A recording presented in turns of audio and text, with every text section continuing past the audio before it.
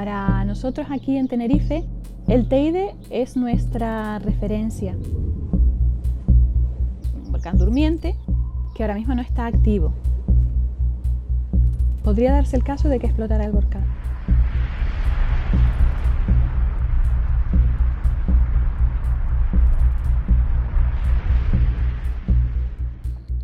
Estábamos en una guerra en casa.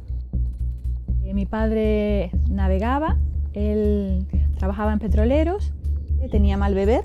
Si él no bebía era una persona maravillosa, pero cuando él bebía se producía como un caos muy grande dentro del hogar. Yo no era feliz, entonces mis reacciones no eran explosivas para nada, eran todas hacia adentro, todas hacia adentro. Llantos, pero llantos en silencio, y salir, huir del lugar. Me ponía a caminar y dentro de mí estaba con la cabeza que me daba vueltas, con las emociones que no las podía ni controlar. Yo creo que intentaba buscar algo de paz, algo de paz.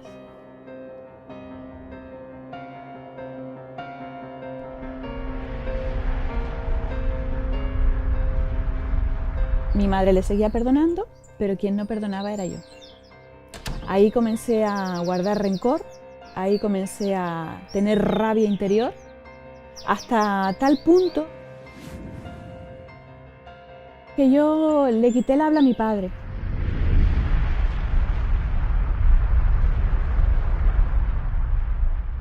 Eso era algo que yo sabía que estaba mal, pero lo tenía dentro, lo tenía dentro.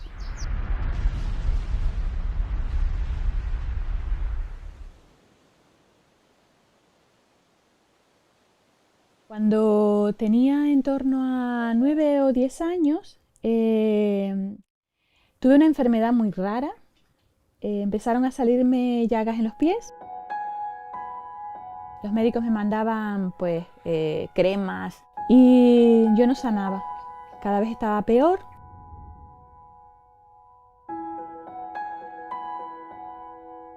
Y llegó al punto que yo prefería ponerme calcetines, los zapatos cerrados, y así cuando llegara a casa, si me arrancaba la piel y me quedaba en llaga viva, pero prefería eso que la vergüenza que me daba pues que vieran que estaba enferma. Pero mi madre siempre ha sido una mujer de mucha fe en Jesús. Pues ahí fui yo con ella, el predicador oró por mí y solo puedo decir que Jesús me sanó, pero hasta el día de hoy jamás he vuelto a tener ni esa enfermedad ni ninguna similar. Y para mí fue algo muy impactante, que me tocó en el corazón.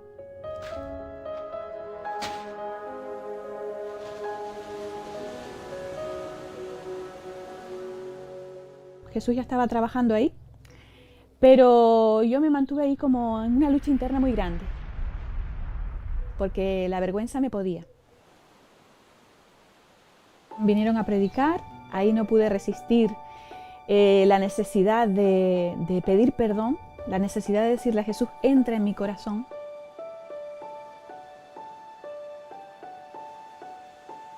Entonces yo necesitaba hacerlo público. Necesitaba que la gente lo viera.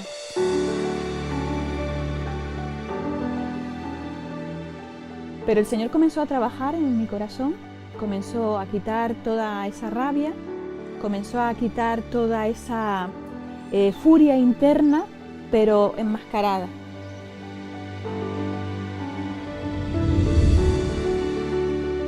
Jesús mismo me ayudó a mí. Yo misma vocalicé y dije, yo perdono a mi padre. Yo perdono a mi padre.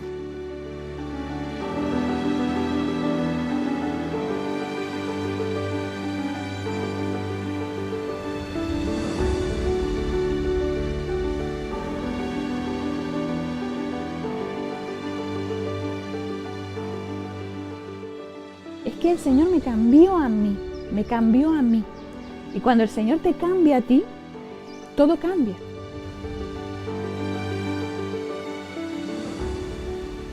él era bastante mayor, pues el Señor le permitió entregar su corazón a él. Y como mi padre venía de marineros, pues él era bruto. Y con esa misma personalidad fuerte que él tenía y ese carácter fuerte, él decía: Señor Jesús, te pido que me perdones.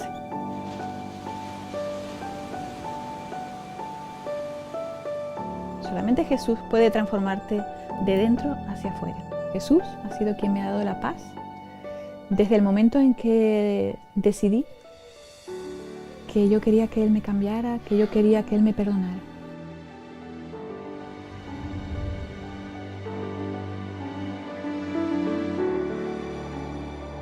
Tienes que dar el paso de soltar los rencores y entrega tu vida a Jesús. Vale la pena, vale la pena.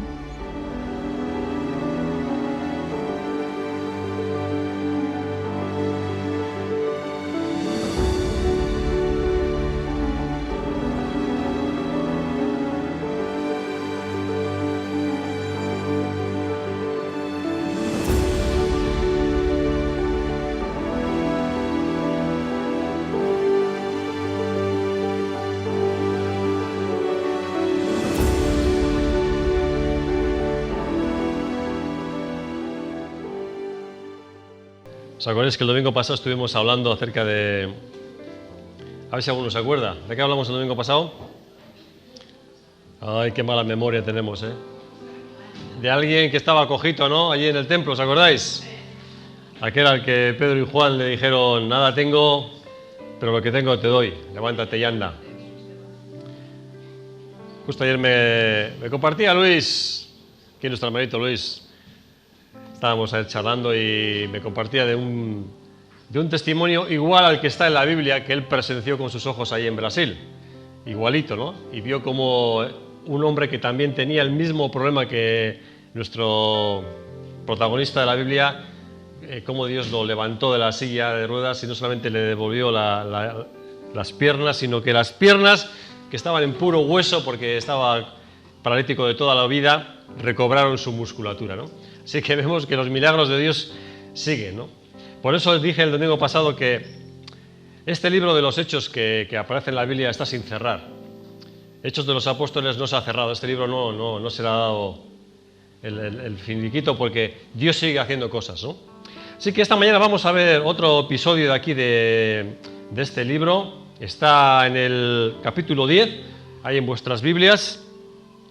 Todo el capítulo 10 habla acerca de un acontecimiento que es muy, muy interesante, muy importante y que vais a ver que marcó un poco pues el devenir de la Iglesia, ¿no? Justo aquí ya, como hemos comentado, Jesús ya ha muerto, ha resucitado, ya ha descendido el Espíritu Santo sobre los primeros cristianos y están pues predicando el Evangelio por todo el mundo, ¿no?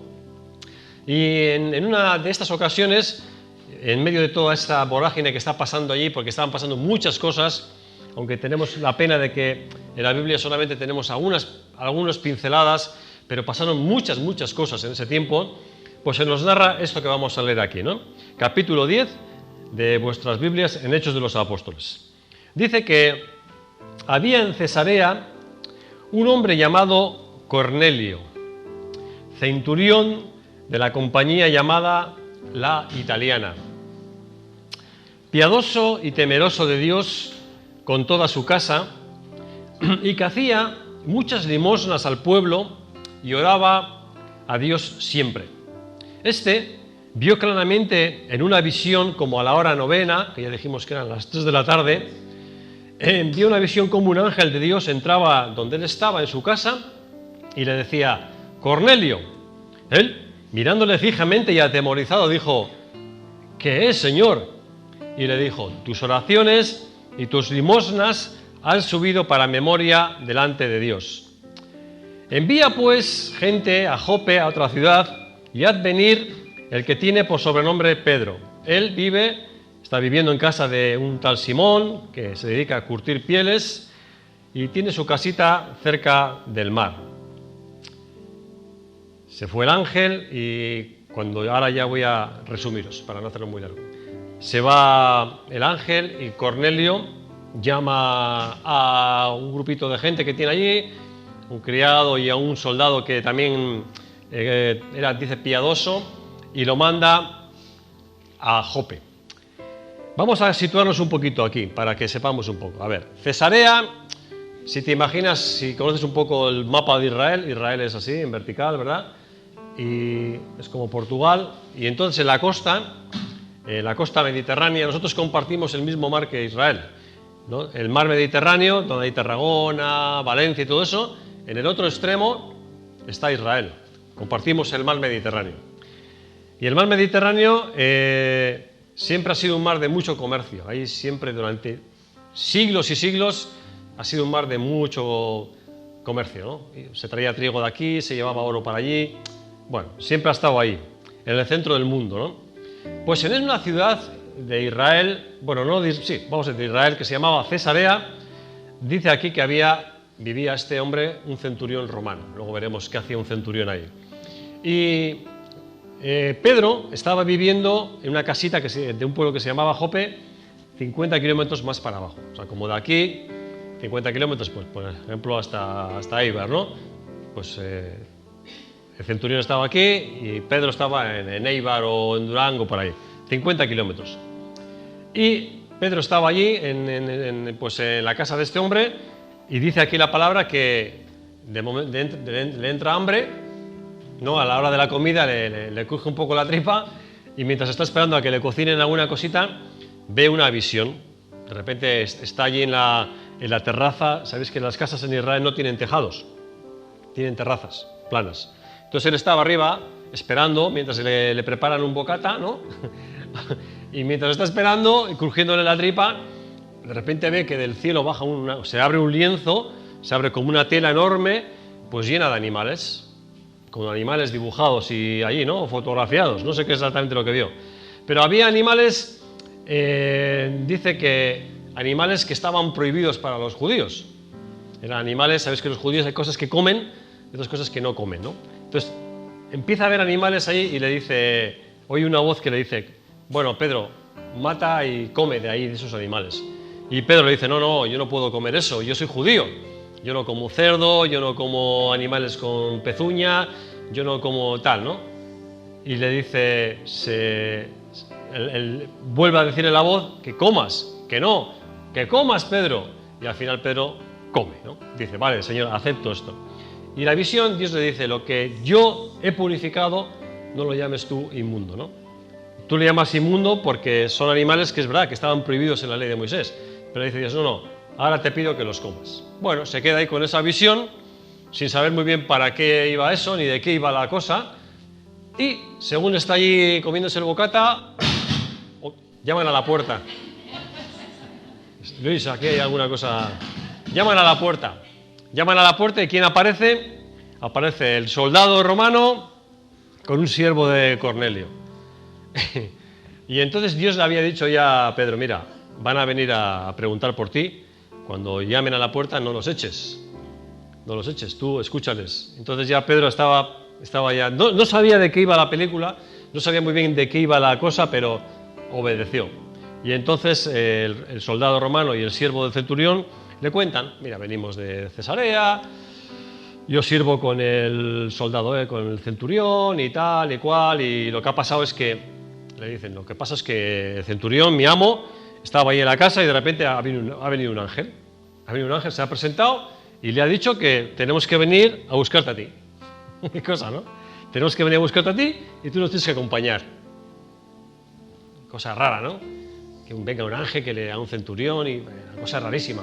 Pero Pedro, como ya Dios había advertido que iban a venir, va, porque si no, no hubiese ido.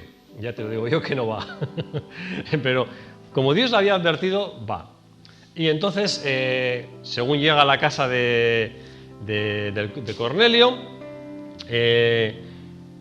fijaos lo que le dice. En el verso 28, cuando llega Pedro a la casa del centurión, le dice, vosotros, está hablando como romano, vosotros sabéis cuán abominable es para un varón judío juntarse o acercarse a un extranjero. Qué qué manera más diplomática de entrar a una casa que te están invitando, ¿verdad? Es como si tú vas a la casa de alguien que te ha invitado, ¿no? Me invita Verónica a su casa y yo llego, hola Verónica, que sepas, que a mí los chilenos, o sea, no, con los argentinos paso, pero los chilenos no. Ahora voy a entrar, Eso es lo que le dijo. Qué diplomacia, que sepas que los romanos no. Es más, es que es algo abominable. Yo como judío, y claro, uno dice, ¿y de dónde sacaban esto los judíos? ¿De dónde sacaban esta tan sectarios que eran, ¿no? Porque claro, la ley de Moisés no decía eso. La ley de Moisés decía, amarás al extranjero, porque extranjero fuiste tú en Egipto. Pero estos judíos, por algún sentimiento nacionalista, es como cuando pasa mucho con los nacionalismos, ¿no? Los rusos no quieren saber nada de los ucranianos, los chilenos no quieren saber nada de los argentinos porque tuvieron una disputa hace 1000 años ahí por una isla, ¿no? Eso pasa mucho entre las naciones, ¿no? Pasa dentro del propio país. Los vascos, es que los andaluces, es que los vascos sois así, ¿no? Son prejuicios, pero llegan a ser tan profundos los prejuicios que al final pues te cambian tu manera de pensar, ¿no? Y a veces prejuzgamos a la gente porque son de un país. No sabemos nada de ellos, ¿Dónde es rumano? ¡Buah, rumano! ¿Y qué sabes tú de los rumanos? No, es que conocí a uno que me robó la cartera. Bueno, ¿y por eso todos los rumanos roban las carteras? y lo dice un romano, Y lo dice un romano. Quiero decir que los prejuicios a veces cómo nos influyen, ¿no? Para tratar con las personas. Simplemente por un prejuicio. No sabes nada, no le conoces de nada, no sabes nada, no sabes ni qué piensa ni qué habla, pero por lo que es. Entonces Pedro aquí ya con esa tarjeta de visita, aún así el romano tiene paciencia, Dice, bueno, Pedro, ya sé que te da asco entrar aquí, pero bueno, entra. Entonces entra y entonces el romano le cuenta, pues Pedro le dice, bueno, cuéntame, ¿qué pasa? ¿Para qué me habéis hecho venir? Y el romano le vuelve a contar, pues mira, yo estaba aquí orando y tal y cual, y vino un ángel y Pedro lo escuchaba como diciendo, no sé si este tipo me está contando un cuento chino o qué me está diciendo. Se le hacía todo muy raro, ¿no?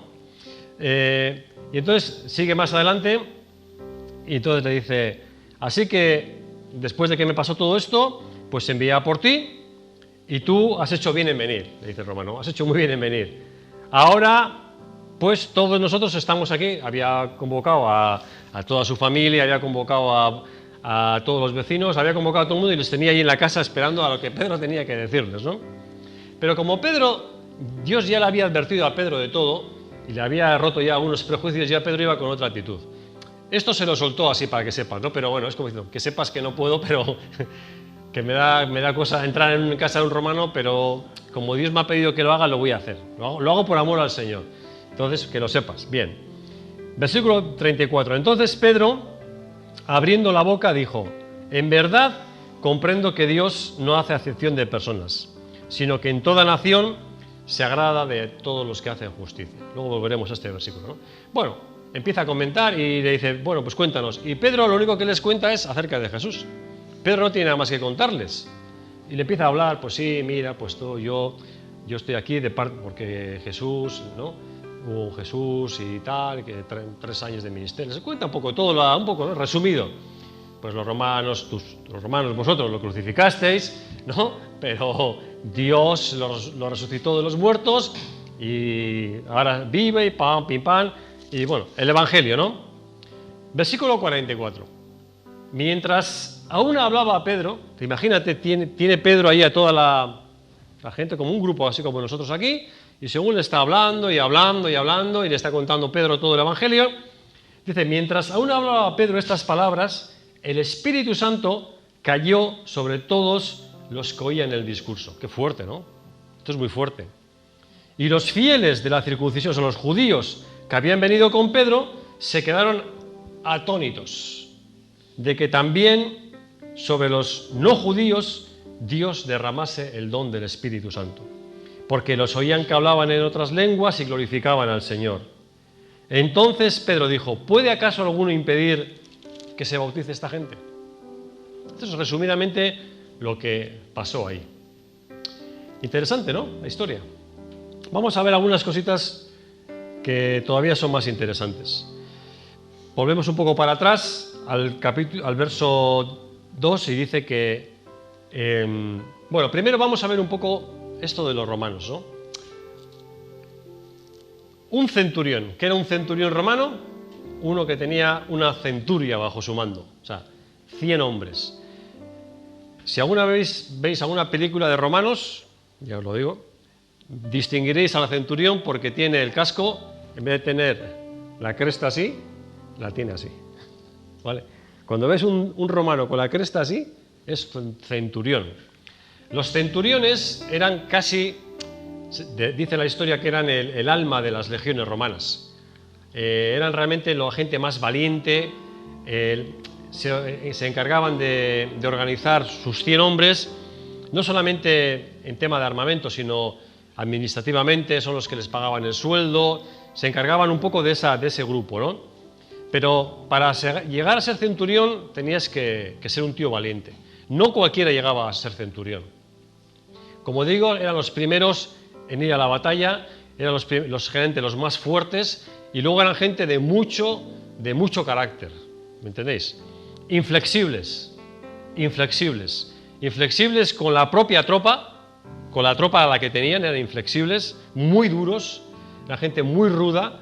Si ahí te pasabas, te daban. Si te dormías en la guardia, te daban. Si no cumplías las órdenes, te daban. El centurión era, ¿entiendes?, el mando. Dentro del ejército, uno de las claves de por qué funcionaban también las legiones romanas. Cuando se juntaban varias centurias, iban formando el ejército romano, ¿no? Pero aquí hay este hombre, Cornelio, está aquí en Cesarea, porque en Cesarea es una ciudad, una pequeña ciudad, donde hay un destacamento romano. ¿Por qué? Porque los judíos habían invadido Israel. Entonces, cada sitio tenían como cuando un país invade a otro y deja un destacamento militar, ¿no? Entonces lo que había ahí en Cesarea era un destacamento que cuidaba del orden, de los impuestos, un poco de vigilar que aquello estuviese bajo la dominación romana. Entonces, eso era un centurión. Así que era un hombre rudo, duro, era un militar de carrera y encima estaba oprimiendo a los judíos, ¿no? Porque estaba dominando a los judíos. Aquí lo curioso, lo extraño, lo rarísimo es que este hombre era temeroso de Dios. Es que eso es lo raro que de este pasaje, ¿no? Como un centurión romano que está invadiendo otro país se vuelve creyente de Dios, pero del Dios de los judíos, porque los romanos tenían miles de dioses, ¿eh? Tú ibas a Roma y aquello era dioses por todos lados. Pero este centurión, no sabemos cómo, no sabemos de qué manera llegó a la fe de los judíos. Interesante, ¿no? Empezó a creer en el Dios de los judíos. No en Jesús, en el Dios de los judíos. En Jehová, en el Dios del Antiguo Testamento. Y llegó a creer tanto que él adquirió las costumbres de los judíos, que es que oraban. Los judíos, sabéis que tenían sus horas también para orar, ¿no? Entonces él también empezó a orar. Y además de orar, dice que hacía muchas limosnas, ayudaba a la gente. Entonces en este pueblo de Cesarea se hizo famoso. Era un centurión famoso.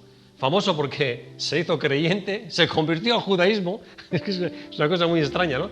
Se convirtió al judaísmo y además hizo todo lo posible por hacerle a la gente lo más agradable posible la vida. Porque esta gente te podía complicar mucho la vida. Estamos hablando de una potencia dominante. Este, si quería, pues mandaba a sus tropas que tenía allí, podía hacer lo que le diese la gana con la gente de Cesarea, ¿sí o no? Podía ser cruel, podía ser malvado, pero no. Por lo que se ve, bendijo en la medida de que él podía, bendijo a Israel, bendijo a esta gente que vivía en Cesarea. Entonces está el hombre este allí, orando a Dios, y tiene una visión, se le aparece un ángel de Dios, y él se asusta un montón. Claro, para que se asuste un centurión tuvo que ser algo impresionante, ¿no? A ver, este es un tipo que está curtido en 1000 batallas. A este tipo no le asusta cualquier cosa, ¿me entiendes? Él es el que asusta a otros, pero que le asusten a él, si te cruzas con él por la calle, igual te asustas tú. Cuando le ves todo pertrechado, ¿no? Con la espada y con la cara de mala leche que llevaría siempre, ¿no? Con el rostro siempre tenso, ¿no? Porque estás en un país invadido y no sabes si te van a atacar. Pero dice que el que se asusta es él ahora. Qué cosa, ¿no? Que la gente se asusta de los ángeles. Con lo majos que son, ¿no? Bueno, en la Biblia vemos muchos ángeles y todos son súper majos. Los que son tremendos son los demonios, pero los ángeles, todos los ángeles que vemos en la Biblia son gente muy agradable. Todos los ángeles que han aparecido, a Abraham, al otro, siempre eran gente gentil, ¿no? Con un mensaje, muy educados, ¿no? Nunca vemos a un ángel insultando a nadie ni nada de eso. Pero por alguna razón asustan. Yo creo que asusta el hecho de que algo sobrenatural, de repente lo tienes delante de ti y no lo entiendes. ¿Vale? Para Cornelio eso era incomprensible. Podía comprender muchas cosas, pero nunca podía comprender a un ángel, que un ángel se apareciese ahí en su casa. Eso no lo podía entender. Y esto le provoca un shock que lo deja medio descolocado, ¿no? Y le dice, ¿qué es? ¿Qué pasa? ¿Qué pasa? Y entonces le dice el ángel, fíjate qué educación, ¿eh? Esta gente está bien educada. Le dice, Cornelio, tranquilo. Primero tranquilízate. Estás muy nervioso, tranquilo. Mira, te voy a decir algo. Tus oraciones y tus limosnas han subido a la memoria delante de Dios. Qué tremendo, ¿no? Esto es tremendo. Esto es tremendo. Tus oraciones, o sea, lo que tú oras cada día, eso ha sido escuchado por Dios. ¿Te imaginas? Que un ángel se apareciese en tu casa y te dijese, Merlin, tus oraciones han sido escuchadas por Dios. Fuerte, ¿no? Eso que le pediste ha sido escuchado. No tengas, quédate tranquila. Y ya está, recibido. Y al otro, y al otro, y al otro. Y aquí estamos hablando de alguien que no era ni judío, ni cristiano, ni nada de nada. Este de momento no era nada, ¿verdad? Pero tenía un corazón para Dios. Tenía corazón para Dios. Quizás no sabía muy bien cómo expresarlo, no sabía cómo hacerlo, pero tenía un corazón para buscar al Señor. Y esto es, qué importante es esto, ¿verdad? Tener un corazón para Dios. Que tu corazón sea blando para escuchar a Dios, para acercarte al Señor. No solamente tus oraciones han subido, sino también ha subido delante de Dios lo que has hecho. Dios, escucha esto, Dios ve lo que oras y también ve lo que haces. ¿Entiendes esto? Escucha lo que oras, pero ve lo que haces. Lo bueno, también lo malo. Pero también lo bueno. Cada cosa que tú haces buena, que haces de corazón, que haces para otros, para bendecir a otros, para ayudar a otros, eso sube a la memoria de Dios. Eso es contado como en el peso, en lo positivo para tu vida. No sé qué trascendencia tendrá en la eternidad eso, no lo sé. Pero es interesante, ¿no? Que cada cosa que hacemos de corazón para el Señor sube a su memoria. Es como que Dios dice, ok, muy bien. Es como cuando nuestro hijo hace algo bueno, ¿no? Y le damos el ok, ¿a que sí? Muy bien, cariño, muy bien, Lara, has recogido todo, perfecto. Muy bien, Yosune, qué notas, eso sí, ok. Cuando hacemos algo así, Dios da el ok. Dice, ok, muy bien. Cuando te equivocas te reprenderá también, ¿no? Como hacemos los padres. Pero cuando hacemos cosas buenas, que las hacemos, Dios nos da el ok. Qué bonito, ¿no? Fíjate, si esto lo dice de un soldado romano que no es ni cristiano ni es nada, ¿qué dirá de nosotros? ¿Qué dirá Dios de ti? A veces pensamos que Dios piensa mal, ¿a que sí? Tendemos a pensar de que Dios piensa mal de nosotros. Pues no, piensa bien. Es que Dios piensa bien de ti. Ya sé que no te lo crees. Pero Dios piensa bien de ti, no piensa mal. Cuando Dios te ve haciendo algo positivo, algo constructivo, eso alegra el corazón de Dios. No pienses que no.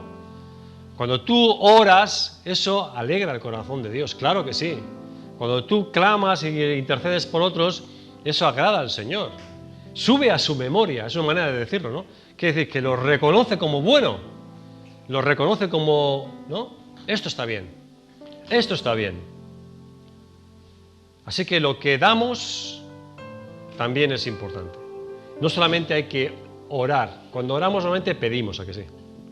Cuando oramos para pedir, ay, bendíceme, Señor, aquí, acá, aquí, el trabajo, esto, lo otro, más dinero, más esto, dame. Estamos pidiendo. Pero también tenemos que dar, ¿o no? Porque a la memoria de Dios tiene que subir lo que pides y lo que das. Y hay muchas maneras de dar para Dios.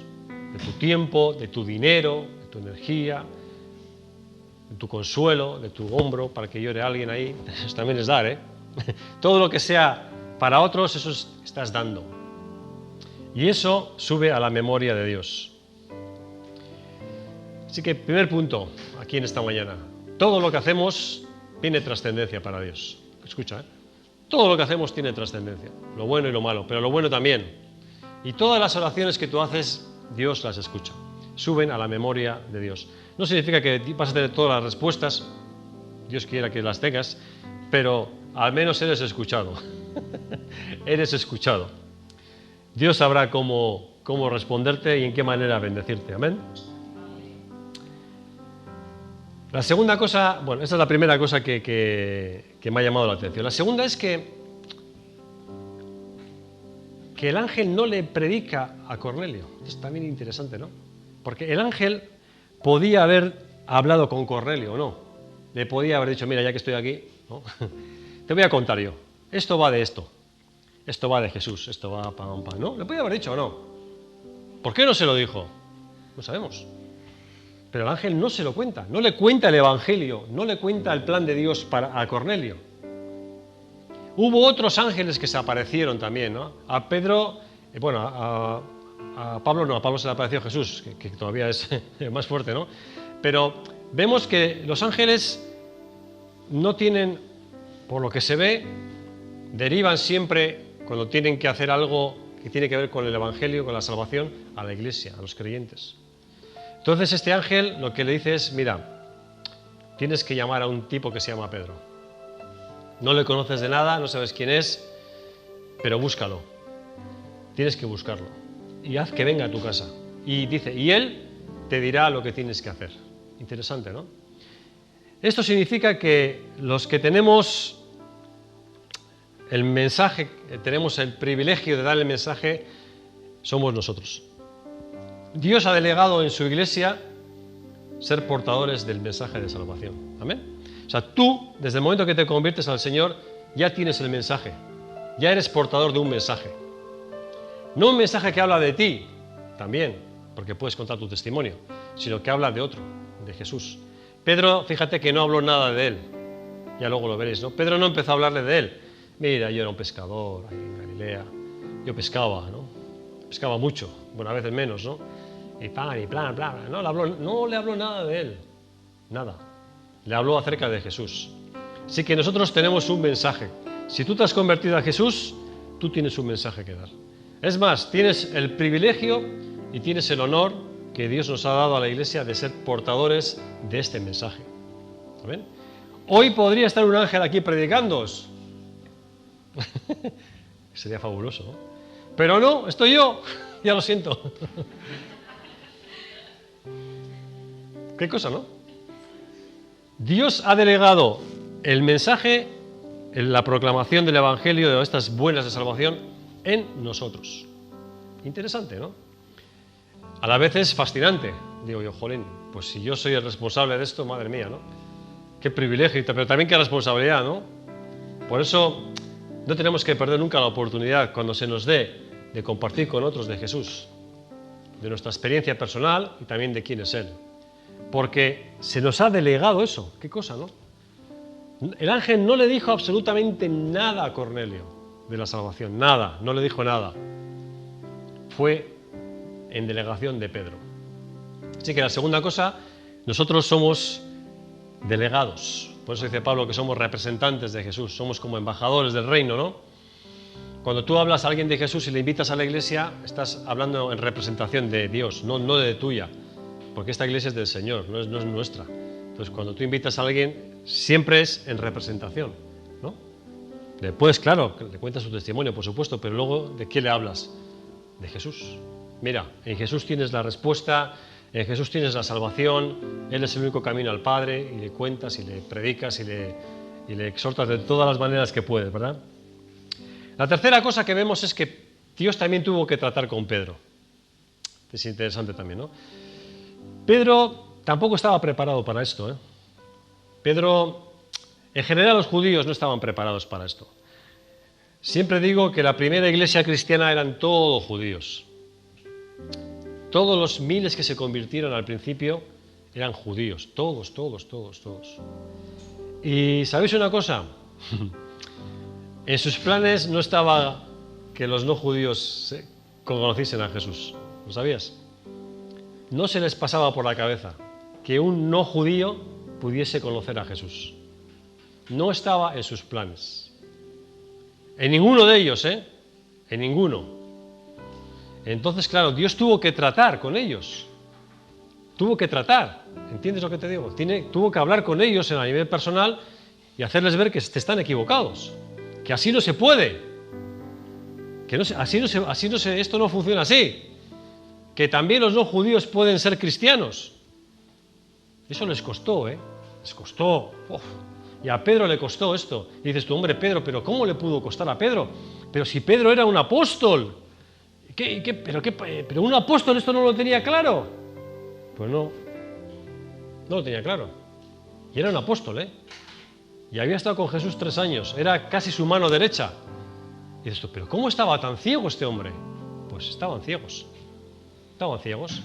Y a veces también nos pasa a nosotros, ¿no? Que estamos ciegos, tenemos puntos ciegos en algunas cosas, no vemos la voluntad de Dios, no entendemos las cosas del Señor, hay cosas que están oscuras, ¿no? Y a veces, en caso de Pedro, eran sus propios prejuicios, ¿no? ¿Cómo iba a pensar Pedro que uno judío iba a... Y luego no solamente uno judío, encima es un romano. Y no solo es un romano, es que es un centurión romano, es un militar. Y hoy todavía, hay muchos cristianos que dicen, ¿cómo puede un militar ser cristiano, verdad? Yo cuando estaba en la policía me dijo una vez un hermano, ¿tú cómo puedes ser policía y cristiano? ¿Y por qué no puedo ser cristiano? Ah, es que llevas un arma.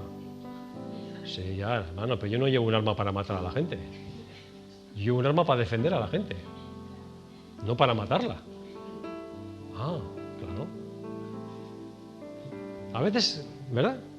¿Cómo puede? Ah, es que los médicos nunca se van a convertir. ¿Tú qué sabes si se van a convertir los médicos? Es que este es un hombre de negocios, este tiene tantos negocios, tiene tanto dinero que nunca se va a poder convertir. Es un prejuicio tuyo. Hay gente con mucho dinero que se convierte al Señor. Hay albañiles que se convierten al Señor. No sé si lo sabías. Hay fontaneros que se convierten al Señor. Hay militares. Aquí había un militar encima romano que se convirtió al Señor. A ver, Dios trabaja en otra onda. No trabaja en nuestra onda, pero para nada, ¿eh? Por eso dice la Biblia que los pensamientos de Dios son más grandes que los nuestros. No se pueden alcanzar. No se puede entender la misericordia de Dios. No se puede entender. No se puede entender cómo Dios puede alcanzar a este, al otro, de maneras tan rocambolescas, ¿no? Me estaba acordando ahora cuando que también se narra aquí, va un etíope a Jerusalén, que era un funcionario de una reina por ahí etíope, vemos ahí, ¿no?, que va a Jerusalén, él también tenía sus inquietudes, aquí era etíope y todo, pero tenía inquietudes espirituales. Y cuando llega a Jerusalén se compra, no sé cómo conseguí un trocito de libro de Isaías. Entonces no había Biblias ahí, no te imagines comprando Biblias en Jerusalén, esto no existía. Había pergaminos, pero cachos pequeños, que eran costosísimos. Y este, seguramente porque tenía dinero, se compró un cacho de Biblia, un trocito de aquí de Isaías. Y el tipo se vuelve para Etiopía, claro, era un funcionario, tío de pasta, un tío bien puesto, ¿no? Y va en su carro, ¡pum! Y dice la Biblia que iba leyendo Isaías, ¿no? Iba leyendo un pasaje que hablaba del Mesías, pero no entendía nada. No entendía nada. Entonces, dice la Biblia que coge Dios a Felipe, lo saca de donde estaba y lo planta allí, en el camino por donde iba a pasar el etíope, ¿no? Y entonces, de repente dice que Felipe se encuentra allí, al lado del carro del etíope. ¿Te imaginas? El etíope le miraba y Felipe le miraba, ¿no? Y Dios le decía, no, es esta, tienes que hablar con este. Y con este. Pues este es... Lleva aquí una escolta de 20 guardias. Este es un funcionario etíope, este es un medio... ¿Qué le digo yo a este tío? Tú arrímate al carro. Y entonces Felipe se arrima al carro, el etíope le mira a Felipe y le dice Felipe, ¿qué lees? ¿Qué estás leyendo? Le dice Felipe al etíope, que iba en su carro. Y dice, pues mira, me he comprado un trozo de Isaías, ¿no? Un cacho, me he comprado un pergamino y estoy leyendo aquí, pero es que no entiendo nada.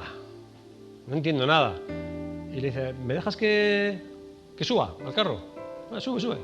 Sube Felipe. A ver, ¿qué estás leyendo? Y entonces, ¿no? Como oveja fue llevado al matadero. De eso estaba leyendo, ¿no? Y le dice el etíope, a ver, pero ¿esto qué? ¿De quién está hablando aquí? ¿Quién es este? Entonces Felipe agarra y le dice, engancha de ese versículo y dice, este es Jesús. Está profetizando acerca del Mesías que iba a venir. Y de ahí, pam, hasta que se convierte. O sea, en ese trayecto del carro, que van los dos ahí en el clan, el etíope se convierte. Tremendo, ¿no? Y le dice el etíope, bueno, ya me he convertido. Y ahora me quiero bautizar. ¿Qué problema hay que me bautice? Dice Felipe, hombre, pues habrá que encontrar un sitio donde hay agua, ¿no? Porque el problema es que no hay agua. Vamos a buscar una agua. Yo no sé dónde se metieron. En algún oasis, porque dice que por el desierto, en algún oasis lo agarró Felipe y lo metió allí. Y dice la Biblia que se fue tan contento el etíope. Se fue tan contento. ¿Sabéis que es una cosa curiosa, pero en Etiopía hay un montón de cristianos? La iglesia etíope es grandísima. Y hay un misterio de dónde hay tantos cristianos en Etiopía. Todavía lo están investigando, porque Etiopía está en África, ¿no? ¿Y cómo hay tantos cristianos allí? Mi teoría, es que este etíope hizo algo allí. Cuando llegó a Etiopía, yo creo que este eunuco, este funcionario de la reina, yo creo que le habló a la reina, le habló a todo el mundo.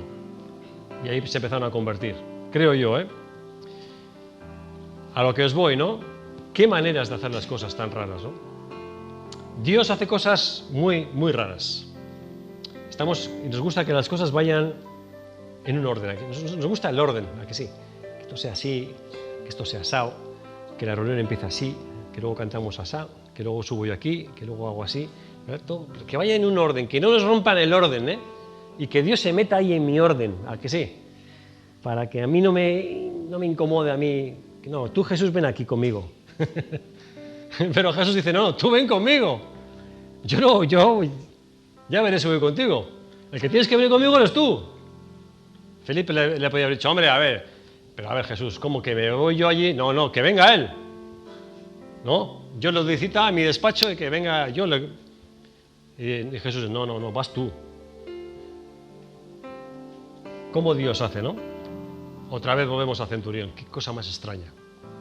Pero lo interesante aquí es que lo que dice Pedro en el versículo 34, en verdad comprendo que Dios no hace acepción de personas. Métete esto en la cabeza. Tú sí haces acepción de personas, yo también. Tú discriminas, yo también. Este me gusta, este no me gusta, ¿que sí? Con esto me relaciones, con esto no. Estos me caen bien, estos me caen mal. Eso es acepción de personas. Distinguir unos de otros. Hasta la iglesia puedes distinguir unos de otros. Hasta en las iglesias hacemos así. Es que estos son bautistas, es que estos son no sé qué, estos son presbiterianos, ¿no? Y es con estos no... Esas son acepciones de personas que hacemos nosotros. Pero escucha lo que dice aquí. Dios no hace acepción de personas, no hace distingos de personas. No tiene ningún prejuicio con nadie. ¿Lo puedes creer? Es igual, somos 8.000 millones de personas ahora en el mundo. 8.000 millones, ¿lo sabías? Vale, Dios no hace acepción de nadie. De nadie. Sino que en toda nación, en todos los países, cualquier país que sea, y dentro del país es igual. Dentro de la Amazonia, pues dentro de la Amazonia. En los Andes, pues arriba de la punta de los Andes. Es igual donde estés, se agrada de todo el que le teme, el que le busca, y hace lo que es justo. Es así nuestro Dios. Tremendo, ¿no? Y este es un principio espiritual que nosotros como iglesia no podemos perder de vista. Nosotros no decidimos quién entra al cielo y quién no. No lo decides tú, no lo decido yo, no lo decide ninguna iglesia, eso lo decide el Señor. Solo Dios decide, solo Dios juzga justamente, porque el justo juicio de Dios solo corresponde al Señor. Nosotros juzgamos por las apariencias, siempre por las apariencias. Los grandes profetas de Dios también se equivocaron en el Antiguo Testamento, porque juzgaban por las apariencias. Cuando Dios manda a Samuel a buscar al rey David, ¿os acordáis? Dice, ve y unge al rey de Israel. Y va con el cuerno lleno de aceite, que en aquel tiempo se hacía así. Al que iba a ser rey, ibas con un cuerno de aceite y lo echabas por la cabeza. Eso era ungir. No era nada agradable, te lo aseguro, que te cayese todo el aceite por la cabeza. Eso era la unción. Y va y llega Samuel a casa de David y le dice, vengo a ungir al rey, al próximo rey, le dice al padre, tráeme a tu hijo. Y entonces el padre que dice, pues será el mayor, eran no sé, 7 hermanos, ¿no? Será el mayor, y traen al mayor. Y cuando le va a echar el aceite, le agarra a Dios de la mano. Y le dice, Samuel, no, este no es. A este no le eches ni una gota. ¿Cómo que no? Que sí, que no, este no es. No, este no es. Le dice, tráeme a otro. Al segundo. Lo pone de frente y cuando le va a echar el aceite, Dios le agarra otra vez aquí. No, tampoco es este. Y así pasan 6. Y dice Samuel, bueno, ¿qué hago yo ahora con el aceite este? ¿Y no tienes a nadie más? ¿Algún sobrino por ahí? ¿Alguien? Bueno, sí, te tengo al pequeño. Se llama David. Pero es un chavalito. De 15 años. ¿Y dónde está? Lo tengo allí cuidando 4 ovejuelas allí en el campo porque no sé ya qué hacer con él. Está a la edad del pavo, del adolescente. Y mira, ya me lo quito y lo mando para allá con 4. Que venga. Pero David, sí, que venga, tráeme al pequeño. Ahí aparece David con sus rizos. No, todo flacucho. Un adolescente, esos como son, ¿no? Que les da igual todo. Estoy cuidando ovejas como si me pones a cuidar carneros, que me da igual.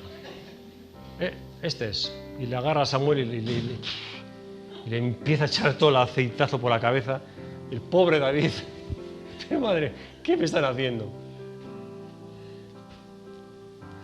Pues las cosas del Señor, ¿no? Este va a ser el rey. Yo creo que los hermanos le miraban también, ¿no? Este va a ser el rey de Israel, madre mía. Pues que Dios nos coja confesados, ¿no? Si este va a ser el rey. Dios hace las elecciones. Pero lo que te digo es que Samuel también se equivocó. Nosotros también podemos equivocarnos con la gente, es verdad. ¿No? Pero que el Señor nos ayude, ¿no?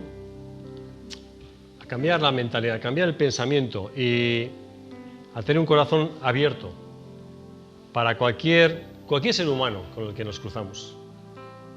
Cualquiera puede llegar a conocer a Jesús. ¿Amén? Y nosotros, nuestra parte es como la parte de Pedro. Compartir. Mira, oye, esa iglesia a la que vas, sí, pues sí. ¿Te gustaría venir? Hombre, no sé, porque yo te invito. ¿Y ahí qué creéis? ¿Qué creéis ahí? ¿Qué habláis ahí? Hablamos de Jesús, del perdón, de la gracia, de la cruz, cosas sencillas que todos conocéis. Y el resto se lo dejamos al Señor. Porque aquí lo maravilloso es que dice que antes de que Pedro terminase de hablar, ya estaba Dios obrando allí en ese corazón. Cuando tú te encuentras con alguien o hablas con alguien al que Dios ya tiene preparado, no vas a tener que decir mucho, ¿eh? Escucha. Cuando tú te encuentras con alguien que Dios ya ha preparado en tu camino, no vas a tener que decirle mucho. Porque antes de que tú termines de hablar, Dios ya le estará tocando. Esto es lo maravilloso. Ahora, cuando la persona no tiene corazón para Dios, ya le puedes hablar y hablar y hablar y hablar y hablar y darle con el mazo a la cabeza y luego darle todo lo que quieras, que no. Pero cuando Dios pone en tu camino a alguien que Él ya ha preparado para ti, para que tú eso no te va a costar nada. Pedro no terminó ni de hablar, no le dejaron terminar. Cayó el Espíritu Santo sobre ellos, se convirtieron al Señor y luego tuvo que dar algunas explicaciones. Cuando llegó a Jerusalén, le estaban todos esperando, pero para darle. Estaban, ¿no? Pero Pedro, ¿cómo te metiste en casa del romano? ¿No? ¿Cómo has hecho eso? ¿Pero cómo fuiste? Y entonces cuando Pedro les narra lo que pasó, dice que todos glorificaron a Dios. Y toda la iglesia de Jerusalén entendió que a partir de ese momento también un soldado romano podía ser cristiano. Qué cosa, ¿no? Que lo que entendieron es que cualquier persona de todo el imperio romano podía ser cristiano. Qué maravilloso, ¿no? Y la prueba somos nosotros. Tú eres una prueba de eso. Yo antes de conocer al Señor yo no tenía nada, yo no buscaba a Dios. Yo no era una persona religiosa, yo estaba muy lejos de Dios cuando Dios vino a mi vida. O sea, yo soy una prueba de que eso es así, de que Dios puede salvar a quien quiera, de la manera que quiera, en el sitio que quiera, de la manera más rara que quiera. ¿Sí o no? Nuestra parte, pues seguir orando. Seguir orando, claro que sí. Seguir orando por nuestro país, seguir orando por nuestra ciudad, seguir orando por nuestros vecinos, porque en el momento que menos te imagines, Dios obrará de una manera extraordinaria y maravillosa, ¿no? Y esos son momentos muy bonitos, ¿no? Cuando tú te encuentras con alguien al que Dios ya ha preparado para ti, para que tú le compartas, es un momento extraordinario, porque ves la gracia de Dios sobre esa persona. ¿Sí o no? Ves la gracia y dices, jo, esto Dios ya estaba tocando este corazón. Y yo creo que también en nuestro país, en nuestra nación, en nuestra ciudad, hay gente como Cornelio.